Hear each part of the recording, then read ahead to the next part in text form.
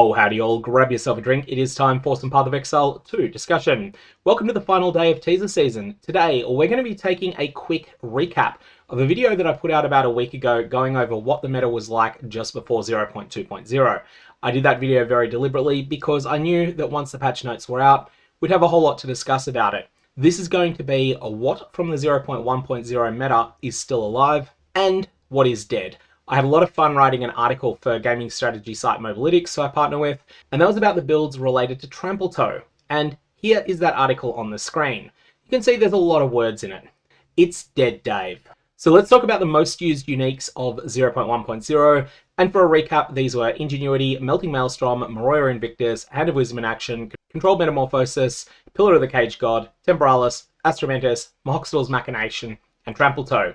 So Ingenuity, fundamentally redesigned. It now has separate mods for the left ring and the right ring. It has no benefit to any third ring that you might happen to be able to equip on your character if you're a ritualist.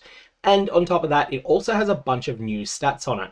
Fundamentally, this is just a different item. It's still a pretty good item, but it's not going to be so good that it renders other items just basically unusable. The second item I wanted to look at is Hand of Wisdom and Action. This was the best item in the game in 0.1.0. Not best item in the game in the sense that it was super expensive, it wasn't, but the best item in the game in that it provided the most power over any other replacement option. Hand of Wisdom and Action was absolutely overwhelmingly dominant on attack builds. If you wanted to deal damage with a weapon, then chances are you dealt 3 to 5 times as much damage by building around Hand of Wisdom and Action as you would by building any other way. So, what's the verdict on this item? Yes, it's getting nerfed. It's getting nerfed fairly hard. It's getting what I term a 60%ing. Its stats are roughly getting decreased by 60%. Does this destroy the item? Not at all. I think this could still remain one of the best items in the game. Who knows though, whether it's going to be as easy to source in 0.2.0 as it was in 0.1.0. It wasn't particularly common from Zesht, but it also wasn't one of Zesht's rarer items. Maybe this time it'll be much rarer than it was in the past. Temporalis comes up next as something that was absolutely dominant. Temporalis is going to be much harder to source, and the perfect roll on the new Temporalis is going to be the same as the worst roll on the old Temporalis. There's also a couple of other things that Temporalis has caused grinding gear games to change as well. Ultimately, this item's a lot worse than it was, but it's still going to be one of the best items in the game, but it's going to be very expensive. The relic to have a chance at a no-hit trial of the Sekma, that's going to be rarer than it used to be. On top of that, the no-hit trial is going to be harder than it was because some of the cheesiest strategies around the Acolyte of Chayula, they're going to be fixed as well. So ultimately, Temporalis is going to be much rarer than it was, it's going to be weaker than it was, but it's probably also going to be more expensive than it was as well. This is going to be a very hard item to source, and it's going to be something that'll be a real prestige item for those that happen to have it. And Trampletoe is next. This was the 10th most used unique in 0.1.0, and it will not be used in 0.2.0. The other thing we want to talk about though in terms of real balance outliers is Archmage. Archmage was probably the single best build in 0.1.0. It provided a tremendous amount of damage. I've gone into the maths over on Mobilytics. I'll put a link to that down in the description below, but my sense of this is that Archmage is probably going from an S++ tier build down to something like a B tier build. I expect it'll still be playable. It may or may not elect to use Spark in the future, but the days of our Spark Mage overlords are being absolutely dominant and everywhere, they are completely over. The most significant things on this are that the 5%, which can actually be 11% if you can get the gem level high enough and also get quality on this gem, that's going to get nerfed down to 3%. That's the single biggest change. Then there's 2 other changes to mana. All that said, Archmage was doing such an overwhelming amount of damage that it is probably going to be much more playable than people think going into 0.2.0. I think it might actually even be a pretty safe starter, Stormweaver Archmage, especially because there'll be a lot less demand for the relevant gear, but you may have to test around whether Spark is the right skill to use, or whether you want to deliver your lightning damage payloads with something else. So in terms of Ascendancies that got buffs and nerfs, Titan got some pretty small buffs. I don't think they're going to make much difference. The Warbringer got a couple of buffs that were a little bit bigger, and I do think that these might turn this Ascendancy around a little bit.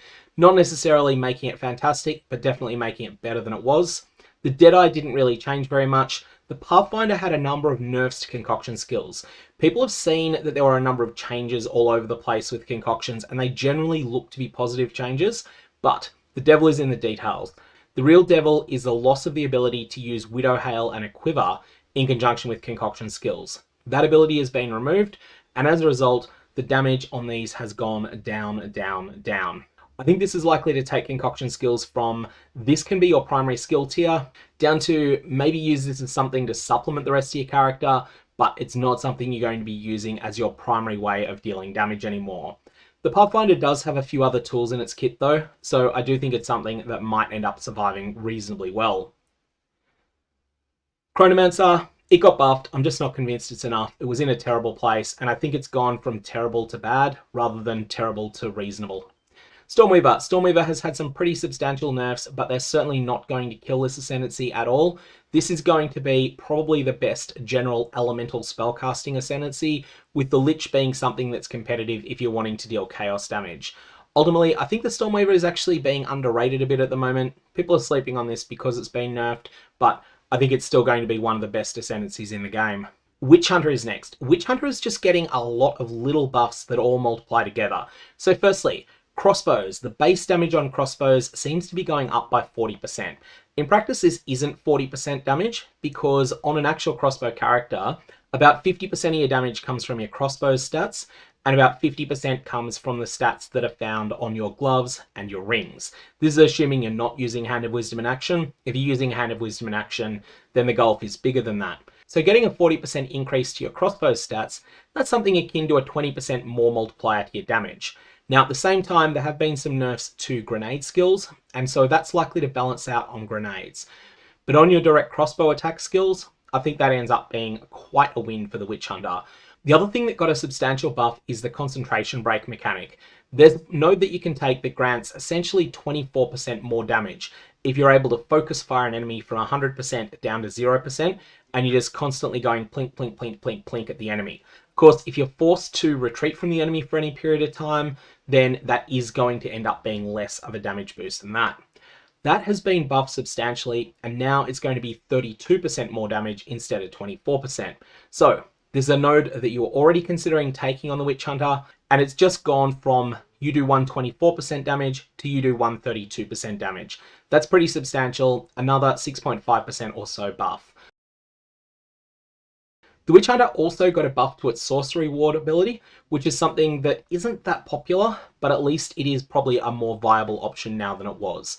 All in all, I think the Witch Hunter has got quite a bit, and it's also dodged a lot of the nerfs that other Ascendancies have taken, and it's very, very well positioned to use one of the powerful new unique items.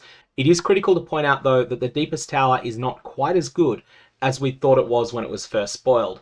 And that's because presence is no longer 6 meters by default, it's 4 meters by default. For that reason, the Deepest Tower is still really good for all the reasons I discussed when it came out, but it's not quite as good as I'd earlier thought it would be.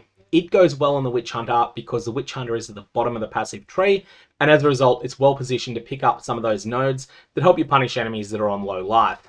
Next, we have the Gemling Legionnaire. The Gemling Legionnaire is something that's getting a number of buffs and nerfs both. Essentially, the old attribute stacking ways of building the Gemling Legionnaire, these have been nerfed in quite a number of different ways. I don't think they're dead, but I do think they've been hurt quite a lot. My advice with the Gemling Legionnaire is maybe to hold off on this for a little while and just see what the availability is for attribute stacking gear, see what the availability is for Hand of Wisdom in action, and then if the right gear is available, then perhaps consider making a Gemling Legionnaire as your second or third character of the league. Invoker was the most popular Ascendancy in solo self-found and close to the top in Trade League. This is something that is taking only minor nerfs. Everything that it takes are entirely survivable. Invoker remains extremely good after the changes, and of course, a whole lot of extra support gems will help it with more options as well. Yeah, Acolyte of Chayula, sorry, don't bother with this one. Nothing good to say about the Acolyte of Chayula, unfortunately. It needed substantial buffs, it got tiny changes. Blood Mage is next. Blood Mage has a couple of things it does well, but not very many of them. And ultimately, I just don't think Blood Mage is in a good spot. A lot of the things that were being used in order to make the Blood Mage perform well have ended up being nerfed. Detonate Dead has been nerfed, Trampletoe has been nerfed, and ultimately, I think the Blood Mage doesn't quite have a cohesive package there, or at least it can't do anything better than other Ascendancies can do. Infernalist is next. Infernalist took quite a number of nerfs, but I don't think that this is one of those Ascendancies that's dead. This was something that was really, really good early on. Fantastic Ascendancy in solo self-found, good Ascendancy in Trade League as well, and it's taken a little bit of a nerf, but I don't think it's gone into the dumpster or anything like it. I also think this is one of those Ascendancies where, because it's recently had nerfs, this is likely to mean that some of the gear that this Ascendancy wants might be a little bit more available because players will abandon it. So Infernalist is looking like it's in a reasonable position. And then of course there's all the new Ascendancies. Smith the Katava looks really, really strong defensively. There's a Lich, which has a fantastic amount going for it. There's the Amazon, which I'll be league starting. And there is the Ritualist and the Tactician, which have had a little bit less hype around them, but there's definitely things going on with both of those Ascendancies as well. Anyways, I'm going to leave it there. Thought I'd just do a bit of a summary as to how the patch notes impacted all of the best builds of the past. May your Varlorbs have interesting results, and I will see you around.